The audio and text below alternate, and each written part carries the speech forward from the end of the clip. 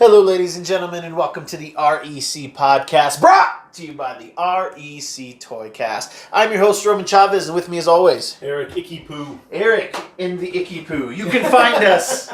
That's going to be my children's story, Eric in the Icky Poo. It is going to be dark, kids. You can find us on Instagram at REC Podcast. You can follow myself at Roman REC Podcast. And you can find Eric looking for his lost Icky Poo in the candy forest. I don't see, it writes itself. It writes itself. Dude. What's up with that? It's going to be better than Lady in the Water. All right, you shut your mouth. I won't have you bad-mouthing Lady in the Water in my house. Eric, you came over today and you said, Roman, who are the lamest X-Men? Yeah, just in conversation. Like, we weren't even, this probably wasn't even going to be the show, and then he just started telling me, and I'm like, dude, hit record, let's go. Eric asked me, because it comes up quite often. It kind of does. Because Eric is a 90s comic kid. Yeah. All right? That was his birth. Yep. That was, he wasn't born then, but that was when he found comics. And I mean, that's when I found comics too, but then I went back. Yeah. And then I've continued on. So I'm Eric, a neophyte when it comes to this newer stuff. Yes. He's got a very specific thought on how the X-Men look and who they are. And I mean, let's be real, in the 90s X-Men animated series, I mean, they put their best foot forward. They're like, these are the sexy characters. Yep. These are the funny characters. These are the cool characters. Hey guys, let's make this Wolverine guy a big part of this show. Because at that point, yes, Wolverine was a fan favorite, but really the X-Men were just a fan favorite. Right. And I really think that the X-Men animated series pushed Wolverine into when you can't think of the X-Men without immediately going to Wolverine. Sure. And, we could argue that there was kind of a lame character there, but I liked him, and it's Morph.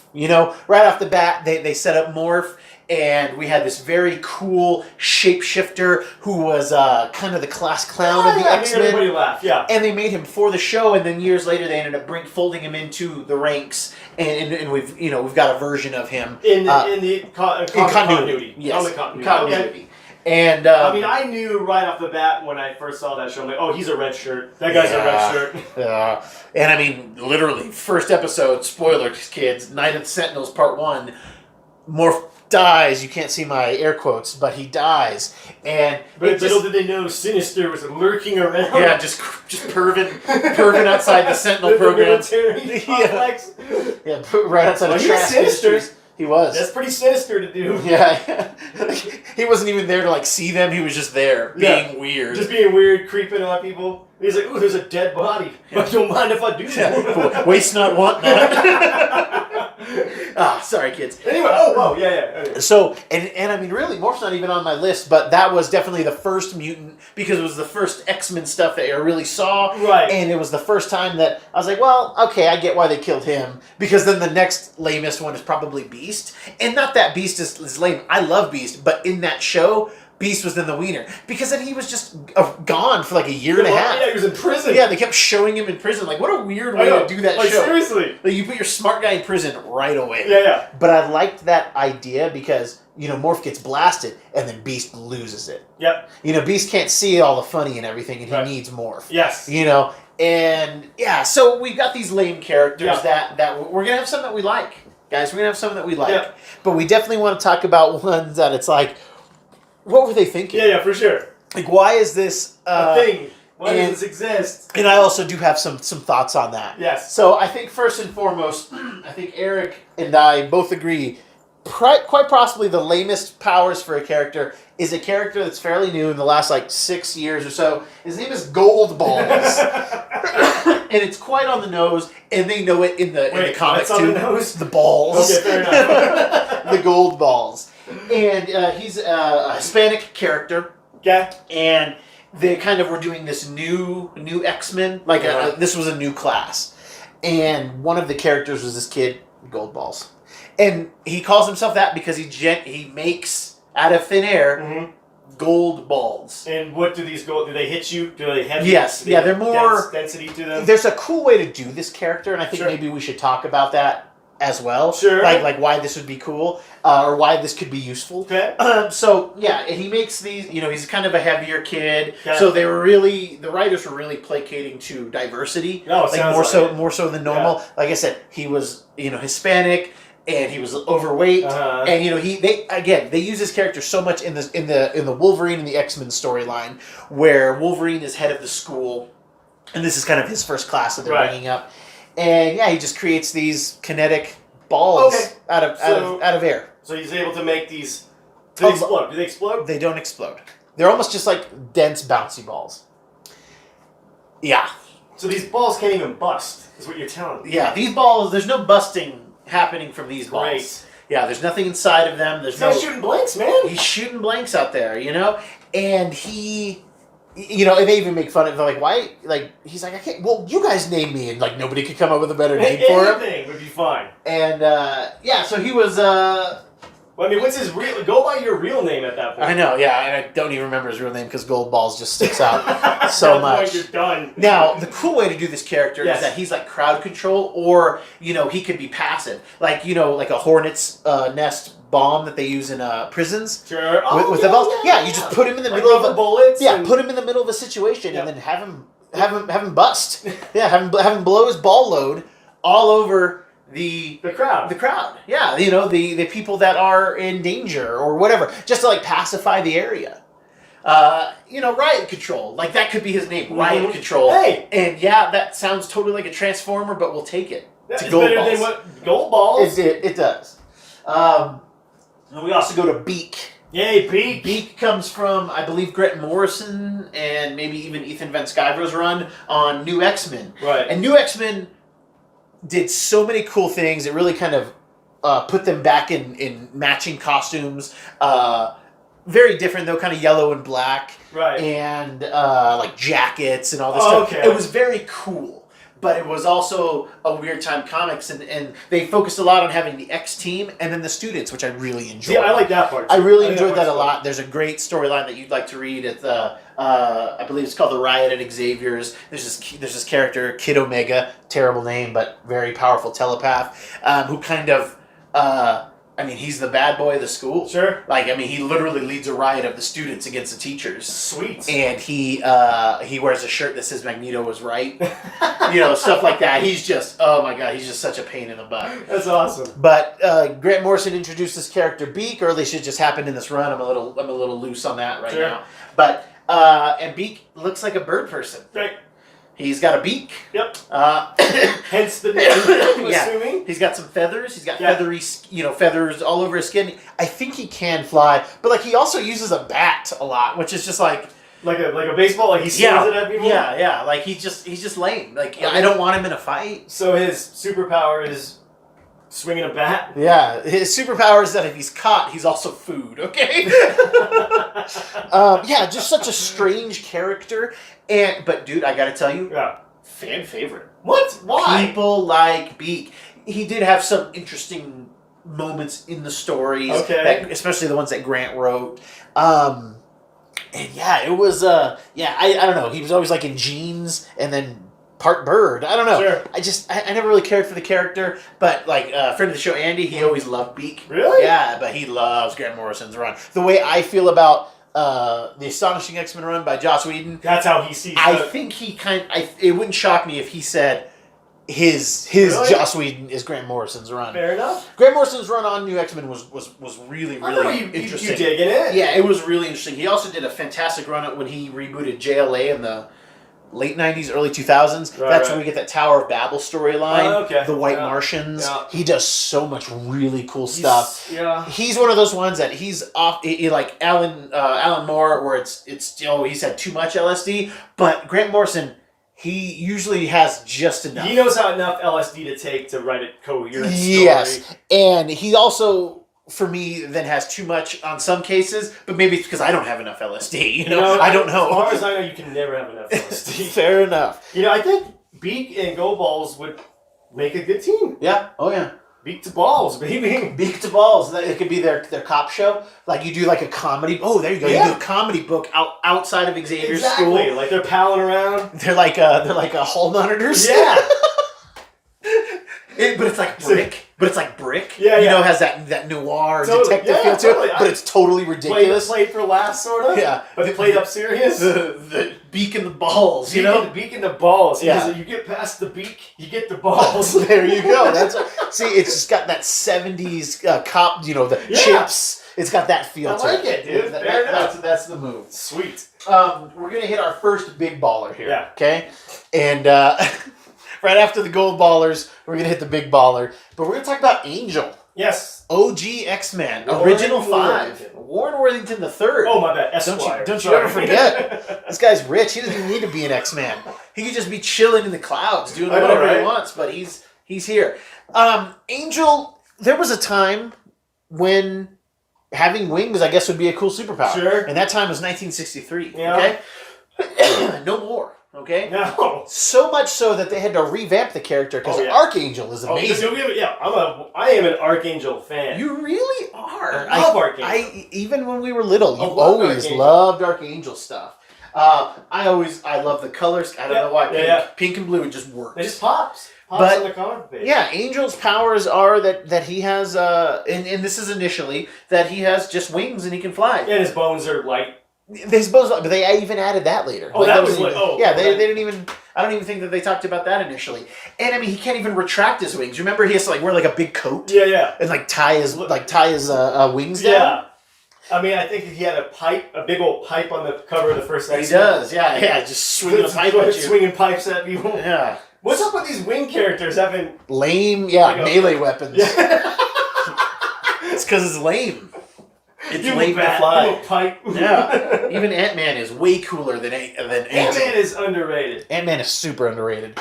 And redefined by Paul Rudd and his team because he was never that cool either. Oh no, he was kind of a jerk in the comic Pym was. Scott's far more likable. Scott's cool, yeah. Scott's far more likable, very true to that character story. Ex-con, trying to, do the right thing. Not a genius, but smart. Yeah, mechanical engineering. Yeah. He put in his 8 years in college. There you go. It's funny about Warren or Angel, whatever. How does he become Archangel again? Was it Apocalypse? Yeah, Apocalypse. Yeah, Apocalypse is kind of saying, "Oh, I can cure." Yeah, he's pretending to be this doctor on Muir Island that can cure mutation. Oh, okay. And no, he's just looking to get 4 new horsemen. Gotcha. So he's hoping that people will come to him that have great power. Right. And if not, then he can just experiment with them. This is a great example of taking a lame character and then really doing something cool with it. Yes. So you take Angel, who can't do anything, and then who's really not even part of the X-Men for a long time. Sure. And I mean, at this point, the original X-Men are an X Factor. Right. And that's where we get Apocalypse and Archangel of first appearances. But yeah, it was just this character's lame. Let's do something else. Yeah, let's give him some metal wings where he can shoot the feathers off. Yeah, the feathers are like blades. Yeah. And then we'll make him deaf. Yeah. And he'll just have this cool mask, and his color scheme will be really fun. Oh, yeah. And, that's what we'll do. So that's turning a frown upside down. That's taking a character from the 60s and then revamping him in the late 80s and making it interesting. There you go.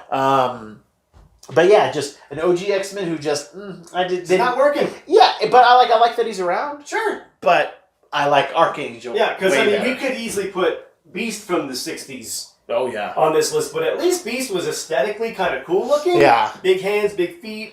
Was kind of the scientist, I guess, of the crew. Yeah. But then again, revamped, made him blue.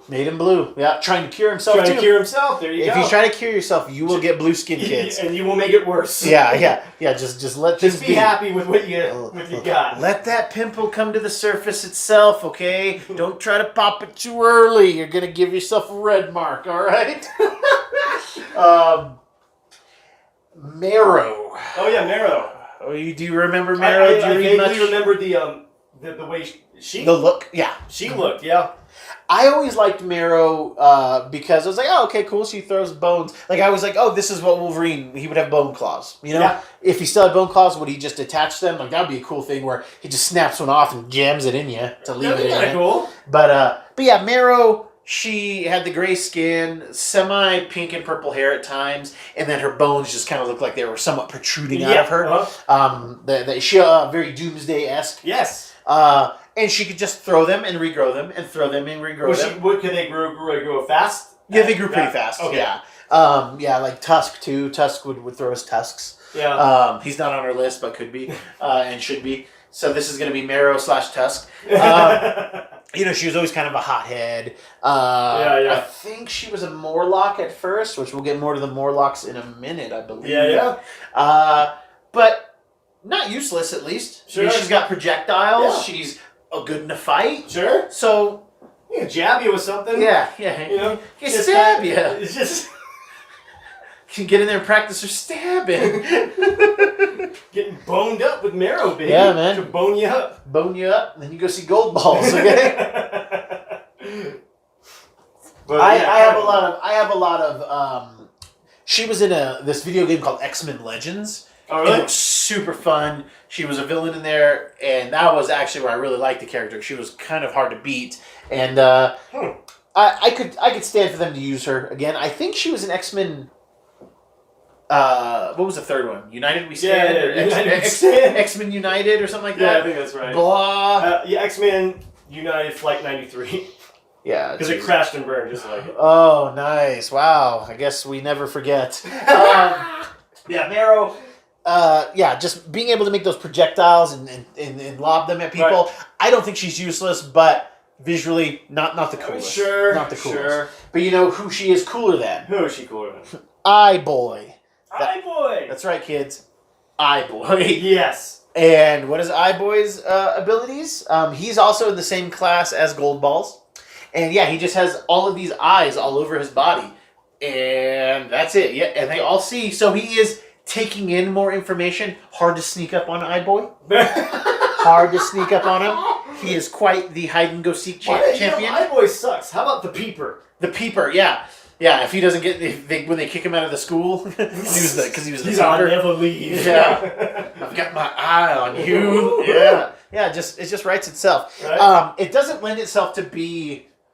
I feel like you just throw a dust of cayenne pepper near him. Yeah. And that guy I don't want a superhero's going to get taken down by the guy. Yeah. Like, he's done. Yeah. He got pink eyes, all of them. Yeah. It's like, dude, you can't wipe with that hand. It's got an eyeball on it. Scratch your eye. It's not exactly. Yeah, and if he's sick, he's just wet. You know? Yeah, just leak. Yeah, they didn't think that through. Eye-Boy now. No, they didn't think that through. He's pervy. He's gross. Yeah. God, they did it, and it stinks because I'm drawing a blank, but they did have a cool shapeshifter character on that same team. Right. And I'm drawing a blank on his name. I'll have to look it up. I'll try to put it in the show notes. But it was the most interesting take on shapeshifting that I had seen. He shapeshifts based on your perception of him. So if he comes up to you, he looks a little bit like you. And it gives you like a false sense of security. So Cyclops or Wolverine, they give him a task to like get into the shield thing. So you're seeing him, and he's like going up to the security guard, and his look kind of looks like the security guard. And he keeps going on like till he gets to Dugan. And even when he gets to Dugan, like he kind of looks like Dugan. And the whole idea is that he's making you have a false sense of security. Sure. So you're like, oh, I see myself in this person. Right. Yes, you can totally get into the mainframe. You know? Yeah. And I'm drawing a blank on his name right now. That's kind of cool, man. He was one of the only interesting characters from that run. Was that other one, Forget-Me-Not, in that run, too? No, Forget-Me-Not was from Grant Morrison's run as well. Hey, okay. Forget to that one some other day. Yeah, we'll get to him some other time. But yeah, Eye-Boy, pretty lame. He'll need LASIK. I mean, can you imagine putting glasses on that dude when he's old? Yeah. He's just costly. He's just costly. From our youth, Eric. Yes. The Generation X storyline. Skin. Yeah. My wife would hate Skin. Mm. Baby, I know you're listening. And I'm talking to you specifically. Skin was another stretchy guy. Yep. And he was even grosser because he was like gray. Yeah. Yeah, he like had like a gray brown tone to him. He looks kind of like Nightcrawler. He looked like Nightcrawler. Gray Nightcrawler. But without the cool Nightcrawler stuff. Right. Like he wanted to be Nightcrawler for sure. Yeah. And Nightcrawler wanted to die. So what does that tell you? But yeah, Skin, stretchy, rubbery dude. But he wasn't he wasn't stretchy like on the par with Mr. Fantastic. No, just like in his skin just kind of like he was just gross. And his name is Skin. That's gross. I think we're having a weird perversion to these people on here. The Gold Balls and then Skin. I'm not super. What became I'm trying to think of whatever happened to him. You know, I don't know if Skin died. I lost contact. That's weird. I lost contact with a lot of the Generation X people. Chamber was. They don't stop returning your emails. Yeah. They quit. They quit saying what's up. It's like, look, dude, guys. I said we could hang out. Just don't tell Skin we're hanging out, okay? Mondo was cool though. You remember Mondo? What did he do? Mondo was he could like blend in with the grass. Like if he touched something, he could take on its properties. Oh, like Absorbing Man. Yeah, very Absorbing Man. Like I just remember there was a great trading card with him where he's like sitting in this like field of grass, and his like skin is got kind of that look to it. Oh, really? Yeah, it was a really cool trading card.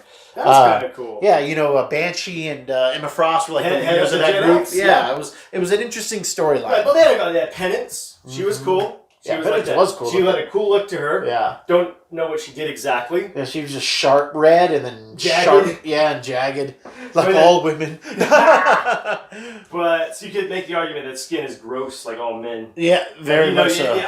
You just make the foreskin joke and we can move on, okay? We'll just make it and we'll go. I didn't know where to go with it to keep it somewhat clean. Yeah, well, foreskin is a scientific term, you know. Boom, keep it clean, kids. Keep it clean.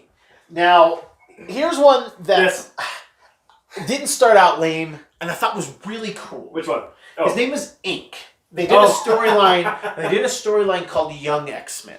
Okay, not new X-Men, not old. It was Young X-Men. The youngins. The youngins, and it was like a Cyclops putting together another group of students that's not at the school. Like, if you guys pull off this mission, we'll take you in. So not a Cyclops thing. That's not Cyclops. It was quite bizarre. And I don't even remember everybody in this team except for Ink. Ink was an interesting character. Not to be confused with Ink from Batman Beyond, who was also a very cool character. Yeah, very cool. But this character, he had a lot of tattoos on him. He was bald, he had a lot of tattoos on him. And what was so interesting about him is that the tattoos that he had on his body represented a superpower. So that he then had a version of that superpower. Like a low-key version. A low-key version. Like very, so like he had like a phoenix tattooed around his eyes. And it's not like he would have the phoenix's powers, but he had low-level telepathy, telekinetics, matter manipulation to it, like a light extent. Yeah, just like a lot of like weird stuff like that. He had kind of like those lines that we see on Colossus, like for his metal plates. He had that tattooed on his arm. So like that arm was like Colossus's arm. So he could just boom. Yeah. He was actually made an appearance in X-Men Days of Future Past. The movie, right? The movie, yeah. And when Mystique rescues Havoc from that like military base, it's like, oh, you guys are coming, you know, these boys are going home. Ink was there, and like you see the guards like come in to like surround Mystique, and he holds up his hand, and on his hand is like the hazardous chemicals or toxic waste. Biohazard, that's what it is. And he points it at them, and they get sick. You know, so I was like, oh, this character is cool. Well, further down the road, they end up being like, oh, it wasn't him that had the powers; it was the tattoo artist. So the tattoo artist, like, he was tattooing like these Mexican or these Hispanic gangbangers and giving them powers. Right. And then that dude goes into a coma because he's given way too many people powers. And he's like, so none of their powers work. So they just like made him lame. Oh man, did he create gold balls? Yeah, right. Like, yeah, I drew a gold ball on this kid. Is that not acceptable?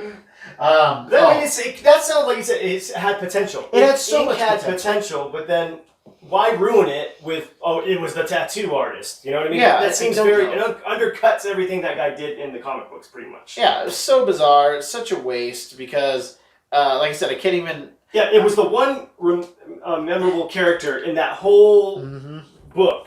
Yeah. And now it's kind of tarnished. Yeah. You know what I mean?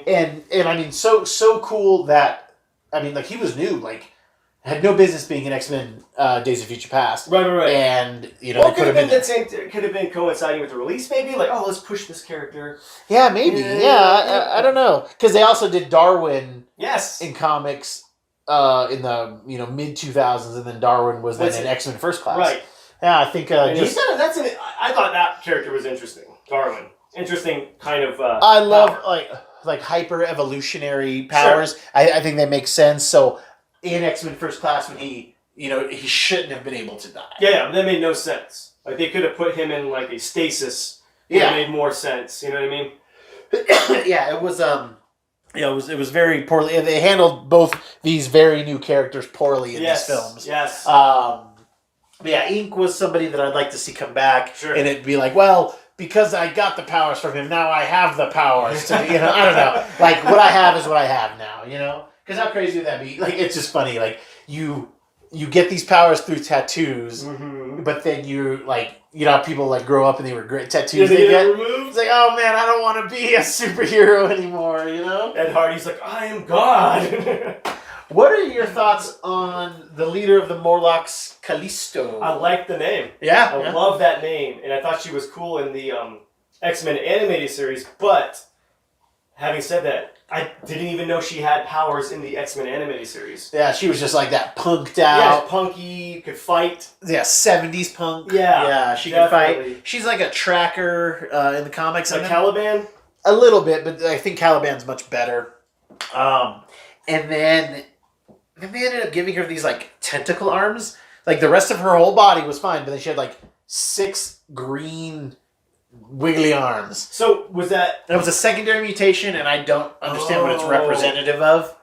And the Morlocks, for the uninitiated, as it were, was a very interesting concept in the comic books because you already had mutants and humans not being able to get along. Right. And mutants being cast out. Well, even inside the mutant community, there were even like worse mutants, like hideous mutants. Yeah, like they couldn't pass as human. Yeah, like Cyclops, if he didn't have the visor, he would be a totally regular dude. Right. If Wolverine could get a normal haircut, nobody would even know. It's like, dude, cut your damn hair, and they're gonna quit coming after you because that's weird. That's where that anger's coming from. Yeah. It's less about what you are in your blood, but what you have on your head. Okay.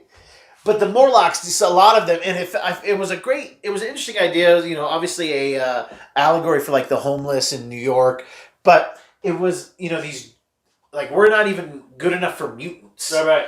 And a lot of them didn't even have powers. Now some of them did, and they were OP, but they were like gutter people. Literally, they lived in the sewers. Yep. But a good like chunk of them, like they were just like furry. Yeah, just or hairy slimy. people. Yeah, they had no way to defend themselves. No, they just look bad. Different. Yeah, they just look different. And so it was by societal standards. Sorry, didn't mean that as a bad, mean sort of jab at these mutants. But yeah, I mean, I think it was a cool kind of callback to H.G. Wells' The Time Machine, because the ones that lived, those mutants that lived under the ground were the Morlocks. Yeah, so it's kind of a cool callback to that. But it's interesting. But Callisto, so she's just a tracker, basically. Yeah, she was just a tracker. She just knows when mutants are around, or she can find. Yeah, she was the one finding the. She's like a bloodhound, basically, for mutants, right? Yes. Is that right? Okay. Well, that's what Caliban is, but that's to an extent what she is too. Okay. She's trying to keep these people safe. Yeah, she was their leader. Yeah, she was. Great story in which Storm and Callisto fight, and whoever wins gets to be the ruler of the Morlocks. Right. And she leaves Callisto in charge, but it's like, yeah, but they saw you get beat up. Yeah, so they're not going to respect you anymore. Yeah. But they did some interesting stuff with Callisto down the road, where her and Xavier were on Genosha together. Okay. And he was just trying to remove himself from the game a bit, and she was kind of his protection. What? Yeah. It's like, dude, you can shut off anybody's mind. Yeah. Anybody but Magneto's. And not like she's any type of match for Magneto, but she was just basically his legs and hands, helping him out, being like his caretaker. Yeah. Yeah. Good old legs and hands, Callisto. But probably the lamest, most famous villain of the X-Men. Yeah. Is Toad, man. Toad. Dude, Toad was, again, OG Toad. Issue 3 or 4. I think it's 3. I was 3 or 4. Because they go to recruit. Oh, here we go. They go to recruit this kid because he's just obliterating the long jump. Oh, yeah. Just destroying it. And Xavier's like, oh, he must be a mutant. We need to bring him in. Guys, go get him. That's how 60s Xavier sounded. It was pretty good. But then they go and get him, and he's like jumping away from him, and he has his like mask off, and he's like the Toad. Right. And I don't know if that was his first appearance, or if that was like later on in that first 10 issues, maybe the Brotherhood had already happened, and then they go him. Anyway, it was like a trap. Sure. But yeah, Toad, all he can do is jump, and Right. and I'm fine with that. Okay, you can jump. That's interesting. But then then they gave him like the Toad skin later, and then the tongue. Yeah, that was never like the whole shebang. And I guess if you're gonna be Toad, you might as well fully be a Toad. And I think his name is Mortimer too. Like he's got like a Yeah, terrible that's a Toad name. Yeah, it's a total Toad name. And he's short too, right? Yep, short. Well, then he's a toady. He follows Magneto. He's a Exactly. toady. Yeah, exactly. And this guy can't get a break. And But he's lame. Yeah, he is lame. And Super lame.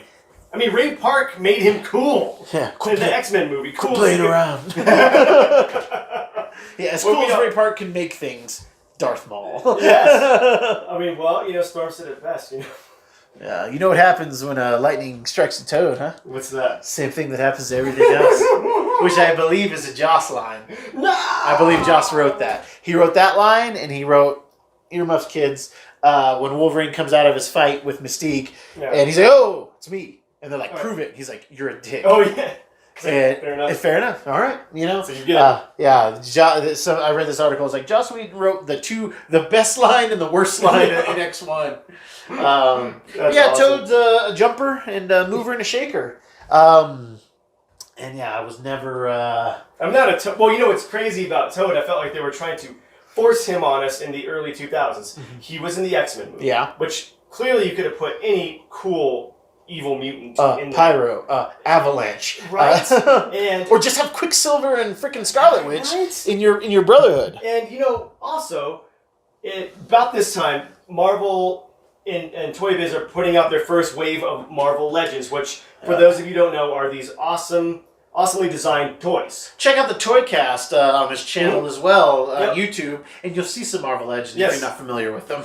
But in the first wave, why don't we start from the start? We got it's Marvel Legends Series 1. We've got Captain America. Cool, makes sense. The best Avenger. Iron Man. Oh, the coolest Avenger, maybe, Boom. Tech. And then Hulk, right? Hulk, there we go. We've got 3 major Avengers. Hulk smash, baby. Yeah. And then, how do we round out the set? I don't know, maybe Thor? Thor would be good. I would like Thor. Yeah, that'd be awesome. I could do, hell, I mean, I guess we'll stick with Avengers. Yeah, Wolverine. Wolverine's fan favorite. Why wouldn't we do Wolverine? Sure.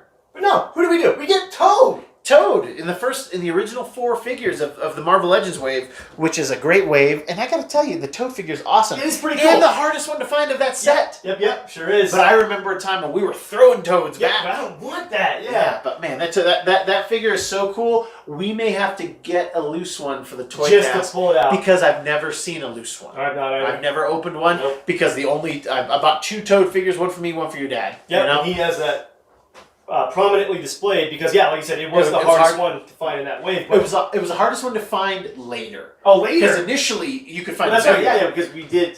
We were just picking and choosing. We were picking and choosing, and then we got real into it, guys. Yep. We got real into it. But Toad, had that bad costume, that very friar. Yeah, he looked like a jester. Jester, He looked like an medieval jester. Fool. Yeah. So whatever. Now.